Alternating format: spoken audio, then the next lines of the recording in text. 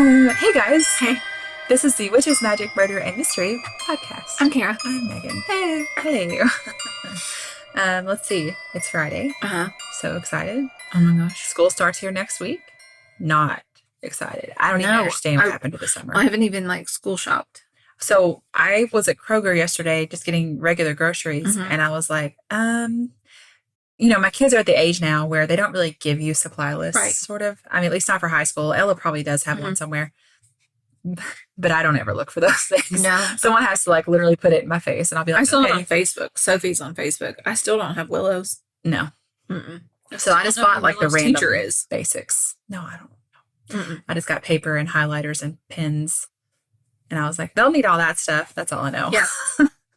But that's all I've done, and I'm not looking forward to that. In some ways, I guess I should say I am looking forward to it because the routine. Well, as that's I've what I was talked going to about say. before, I'm looking forward to that. I do better with routines. I'm not looking forward to having to get up that early in the morning, though. I know. Because Willow, she still has to get up at 6:15 in the morning to get ready. Yeah. I mean, I get up around 5 or 5:30 anyway. And I do that even without the school year. I just like it, as we know I'm the big weirdo. But now I'm going to have to add in getting my kids up and having the argument. At least with one of them. That's same. One of them's very easy. Yeah, the Willow one is very so angry. easy. So, no, she will drag her feet until 5 minutes before you have to walk out the door. Yeah, it's so fun. Let's see. Do we have anything? I talked about Patreon stuff. Stickers. On last episode. Stickers. Yep. I think we're good. I think everything's good. One thing I will say real quick, just to plug the Facebook group. I really enjoy it. It stays really active. I think it's great. So if you're not in the Facebook group, you might want to join. I know. I'll get on Facebook every now and then and be like, oh, I got to get caught up. Yeah, I love it. It's so fun. I feel this way with, I don't know, just with the podcast. I feel like I know so many of you. And, we have a lot of listeners, but the ones of you who are in the Facebook group, I see your name so much, and I feel like I know you. Yeah. I see your name in your face, and it's great. And a lot of you are also on the Patreon, and you also send me stuff on TikTok. So it really does feel like, oh yeah, that's my friend, whoever, Nikki or Aaron or whatever. And it's like, I don't actually know them, but it feels like I do. Yeah. Yeah. Okay. I had a moment of brief, when I was researching this, I was like, some of the things this guy's done seem familiar to me. And I'm like, shoot, I've done this one, but the name doesn't. I looked through and the name didn't look familiar to me. I mean, sadly, there are a lot of people who do some of the same awful things. I know. Right? Yeah. So Jeremy, Jerome, whatever. I've actually never thought to pronounce that Jeremy, but now I'm like, I see how that. Yeah. I wonder if that's how Jerome. Maybe that's how either one of those names came to be. Which came first, Jerome or Jeremy? Yeah, everybody calls him Jerry, though, so I'm lucky. Good I get to call him Jerry. Good plan. Brudos. Let's not get stuck on what came first. Right. He was born in Webster, South Dakota in 1939. It was January 31st. His mom really didn't care much about him because she wanted a girl. So it was just like, there's my kid. And she ignored him a lot. She also was really mean to him.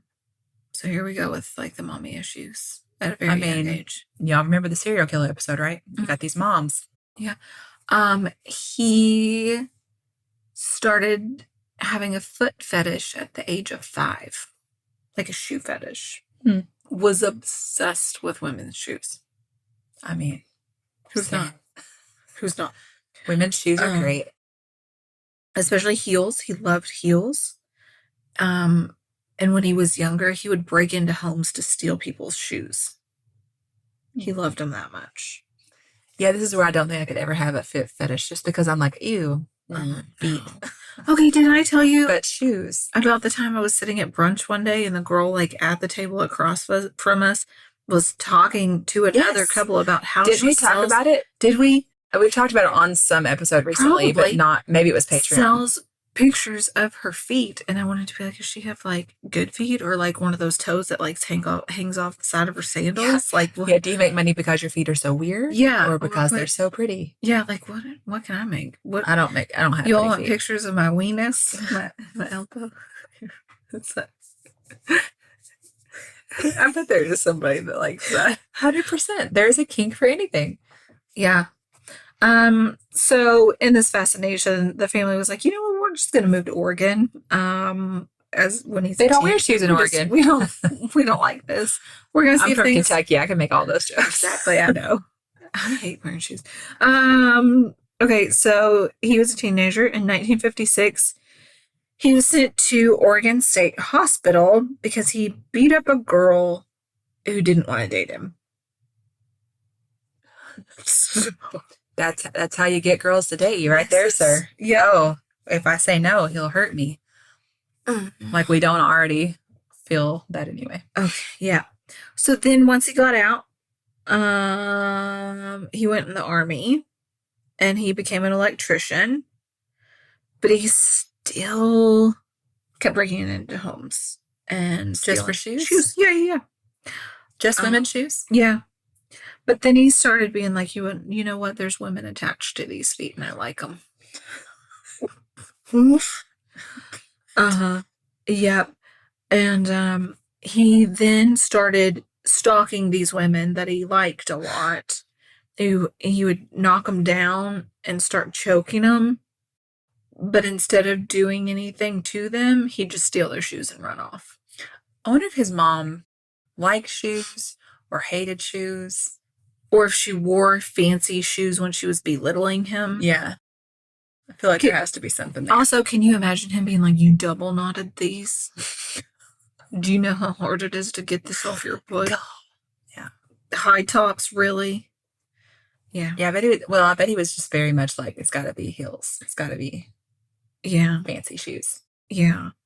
Oh, by the way, when he was 17, he would dig holes and he would keep people in them and use them as his pleasure. Just at his... All women? Yeah. Yeah. That was when he was taken to the psych ward. Okay. I forgot about that part. He was at 17 digging holes and putting women in them to keep a sex slave. This is like, what's that movie? Kiss the Girls or whatever. Yeah. Or one of those Ashley Judd, Morgan Freeman. Yeah. Right? What? Yeah. It just seems like he should be actually in prison for that. Yeah. But guess what? He went on to marry. He got married. They settled in Portland, Oregon, in a little suburb. I need a complete psychoanalysis of whoever married him. Yeah. And when he got married, he just kept being like, these headaches. I can't. These headaches are so bad. Yeah. And he would have blackouts. And the only thing that would help his symptoms if he went out at night. And so when he would go out at night, he would come back with shoes and undergarments. Like, yeah. You're just like, okay, honey, if that cures your headache. She must have been terrified of him. Yeah. So between 1968 and 1969, he killed 4 young women. And the evidence from this, like, you know, people are like, oh, I saw so-and-so and he was 6 feet tall and blah, blah, blah, blah. A sighting of a large man dressed in women's clothes. So he took it a step further. Yeah. A step in those heels further. Mm-hmm. His mom really wanted a daughter. Yeah. Yeah. And he would, from these unfortunate ladies, he kept trophies. He kept trophies? Mm-hmm. Like what, Kara? Not shoes anymore, Megan. Like what, Kara? A foot and a breast. He put said breast in resin and used it as a paperweight. And he preserved the foot to use as a model in the shoes he had.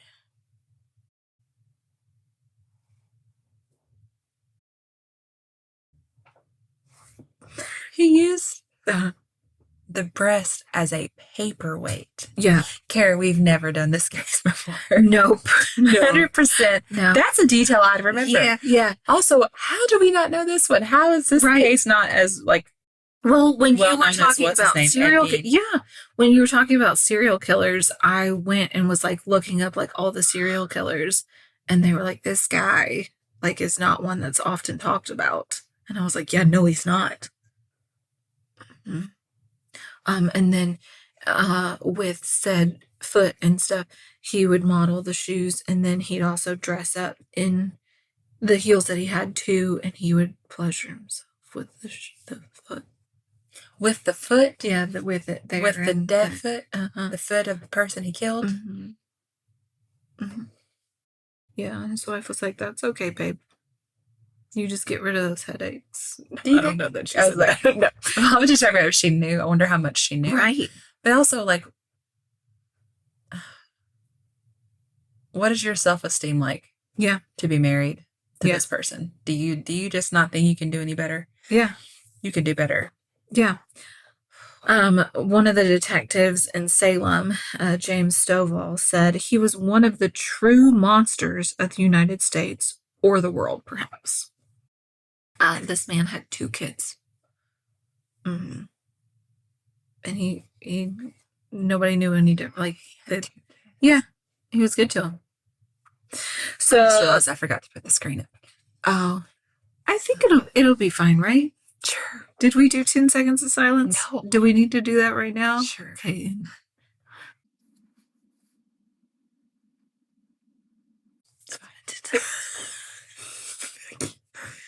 Professional. Yeah. He would also photograph these ladies as they died and after their deaths.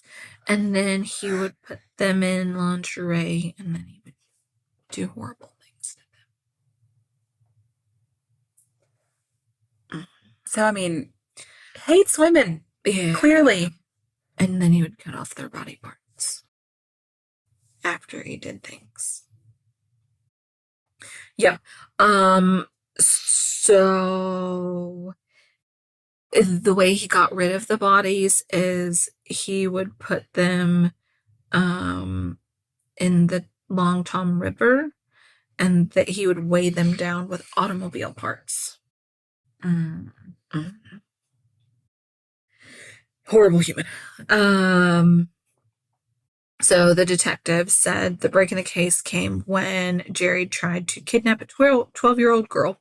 She escaped, identified him for police in a photo lineup, and they went and arrested him ahead of Memorial Day weekend. And 3 days, the detective lived at Old City Hall, and Jerry would just drop hints about his murders and talk about them. So they had no clue how far this had gone. They just knew he tried to kidnap this little girl. Yeah. Yeah. That's interesting, too, because Jerry, there was no reason for him to talk about the murders. It's like he needed or wanted it to be known. Yeah.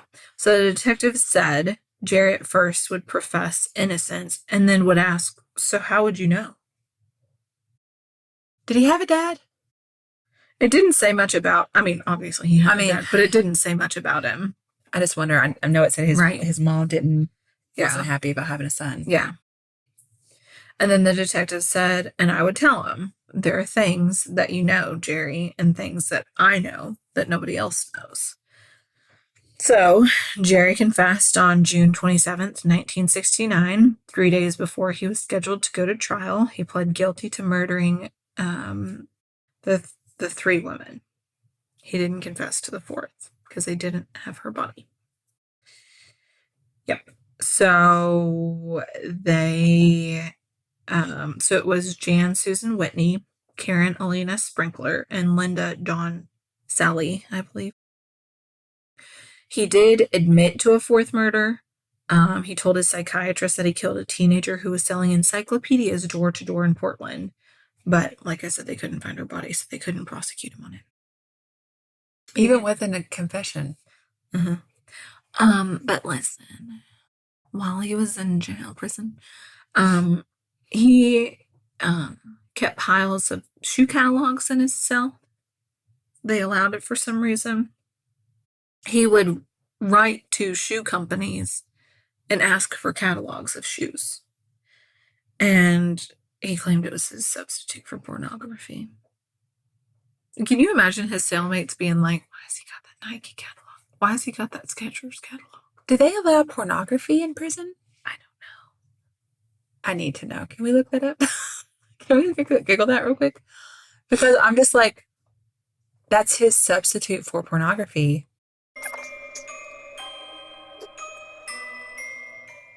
Not in any way permitted inside any correctional facility, jail, prison. Huh. They banned porn. But I wonder if they banned it after. Well, I'm just thinking, like, because this is anyone who knows his history would know that to him that is porn. So it should not be allowed. Exactly. Nope.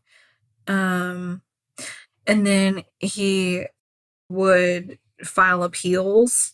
And one was, he said that a photograph taken of him with one of the victim's corpses couldn't prove that he was guilty. That he wasn't, that shouldn't convict him of killing him. Well, killing her. That's that circumstantial evidence, right? Like, right. You got exactly. picture of him with the dead body. That doesn't mean he's the one that committed the murder. Yeah. Like, okay. Yeah. But. Right. So, as I choke on my own spit, timeline of the sweet little victims. January 26, 1968. Linda Slauson, 19, last seen selling encyclopedias in the Portland neighborhood where he lived with his wife and their 2 kids. They never found her body. But he did, like I said, he confessed to that. November 25th, 1968, Jan Whitney, 23, is last seen in Eugene. Her car was later found abandoned at a rest stop along Interstate 5 between Salem and Albany. March 27th, 1969, Karen Sprinker. Salem is last seen alive in the Meyer and Frank parking lot in downtown Salem. April 22nd, 1969, Gloria Jean Smith, 15, is nearly abducted while walking near a parish middle school. She identified Jerry as the man who attempted to kidnap her and take her into a green Volkswagen. Mm-hmm. Yep. It belonged to his mom. Mm-hmm. Yeah. What's his last name? Have we said that yet? Brudos. I know at the beginning I got so distracted by the Jerome. Okay. Yep. April 23rd, 1969, Linda Sally, 22, Beaverton, is last seen alive at the Lloyd Center parking lot in Portland. May 10th, 1969, body of Linda is found. May 12th, body of Karen is found. May 18th, Jerry is identified as a possible suspect. May 26th, his home in the 3100 block of Center Street is searched by the police. They found copper wire, rope, and pictures of the victims. May 29th, Jerry's arrested on charge of armed assault related to the incident with the little girl. And then June 3rd, he's arrested. So he was tipped off as being a suspect before the kidnapping thing. But but they didn't know the extent. Right. But I was just thinking, so they did have reason to think he was guilty of more than just kidnapping. Yeah. Yeah. So on August 19th, 2005, June 21st, 1995, after tons of parole hearings, Oregon Parole Board tells Jerry he'll never be paroled. They quote, "You will be in prison for the rest of your life, and there will be no further parole hearings," said Chair Marva Fabian.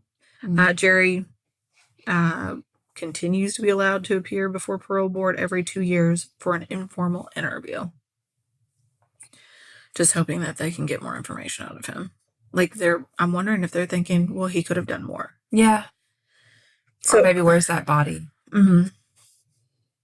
August 19th, 2005. Jerry has been in prison longer than any other person in Oregon. He was sent to prison back in 1969 for all those things.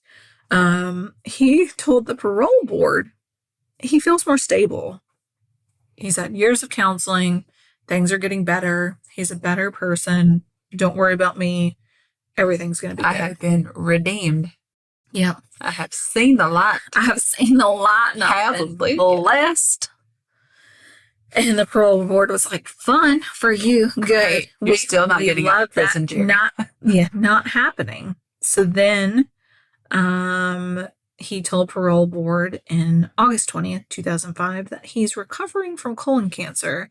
And he's also pursuing his master's degree in counseling in the Oregon State Penitentiary. Penitentiary.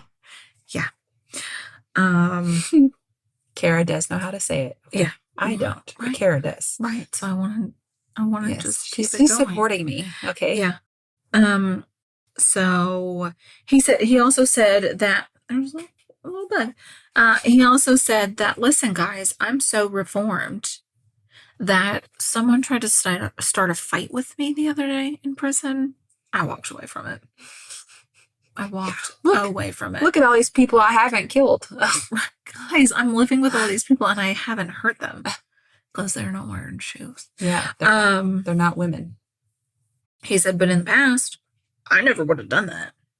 So I was a hothead. Now look at me. I'm Karen. Now look at me. I'm a great human. But he continued to not, in these interviews, give them any insights to his crimes. Like, he just continued to be like, I don't know. Y'all found evidence. It is what it is. Yeah. I wonder if he doesn't know why. Like, it's just a compulsion he can't understand. Or if maybe his reasoning why is, like, too humiliating. Okay, well, he went on to say, I don't want to get into this matter in front of the public. It's not a suitable forum. He said, this is information I wanted to give to the board without it becoming public record or reading it in the newspaper. I have no intention of bearing my soul. So I wonder then if it's, to him, it's just too embarrassing. Yeah. Committing murder, not embarrassing. Not humiliating, not a problem. Right. And then he died in prison on March 28th, 2006 at 5:10 a.m. because he was sick. Yeah. So they never got the full details of everything. And what if he did kill more? What if they just never pieced those things together because it was all throughout? It wouldn't surprise me. Yeah. Wow. Yeah. Horrible human. Yeah, it's really something. It really does. After doing all the research on that episode last time about how do people become serial killers, it really does make me think so much about how. I mean, I feel like we could see a pretty clear connection between his mother, and who he became. But you also can't say it's all her fault, right? Exactly. Like there has to be the other component, right? But I mean, from the time he was 5, there was something going on. I used to, I think I've talked about this before, but when I would have, when I was teaching and I taught special education and I would have kids with really huge rage issues. Yeah. And I would think all the time, we'd be in the middle of them having some kind of meltdown and it was awful. And they're so young to have so much rage. Right. And I would be thinking, if you just had different parents. Right, exactly. Because, I say that, again, I'm not saying that every child with these problems is because of their parents. Please don't think that. But I knew in these specific cases, I knew what their situation was at home. And it was a lot to do with their parents. And I would just think, there's no other problem here. Right. Your problem is the family you were born into. Exactly. And that's just so heartbreaking. Right. And so commendable for the people who can overcome it. Yeah. I know people who grew up in horrible homes. Oh, yeah, for sure. And have become really amazing, wonderful people. Yeah. Just break the mold. Yeah. But then you have people like this. Oh, man. Yeah. No. I don't like it. Sad. Yeah. it's sad. I mean, again, I'm not trying to be like he's the victim. Obviously, he murdered Right. people. So it's sad all the way around. It's sad Yeah. that he became this and that because of that, other people died. Right. I still can't believe that they just let him have piles of shoe magazines and Why? shoe catalogs. And can you, like the Macy's and the Sears catalogs back then? No, it makes me so uncomfortable. Yes. You're just walking by and there he is flipping through it. And you're like, no, thank you. No, thank you. I need about 4 showers now. Yikes. All right. Yeah. Well, welcome to August. Yeah. If you're on the Patreon, let's see, this comes out on Friday. So there should already be a post there from me to help pick my episode for this month. Mm-hmm. And there'll be a witchy post up and all your other August perks, the phone backgrounds and things like that will be coming very soon. Oh, I'm so excited. So if you're not on the Patreon, this is a good time to join. And like I said, if you didn't hear me in the last episode, we're getting into the fall, which is the best. And we're working on fall merch, which if you're on the Patreon, you got to see a little bit of a sneak peek of some of the fall merch we've got going. Yeah. What else? Oh, the Patreon, it's a good idea to join at the beginning of the month. Right. If you are waiting till the end of the month, just wait until it officially becomes the next month because it always charges you the day you sign up and it charges you again on the first of the month. Yeah. So if you join July 31st, you're going to get charged July 31st and then again the very next day on August 1st. So if it's like the end of the month, whenever you're hearing this episode, in case you're binging it later, right. Go ahead and wait. Yeah. Wait a first, you know? Yeah. So just to, I don't know, this makes more sense for a lot of people. Yeah. Okay, that's it. All right. Have a good week. Yep. We love you so much. Goodbye. Goodbye.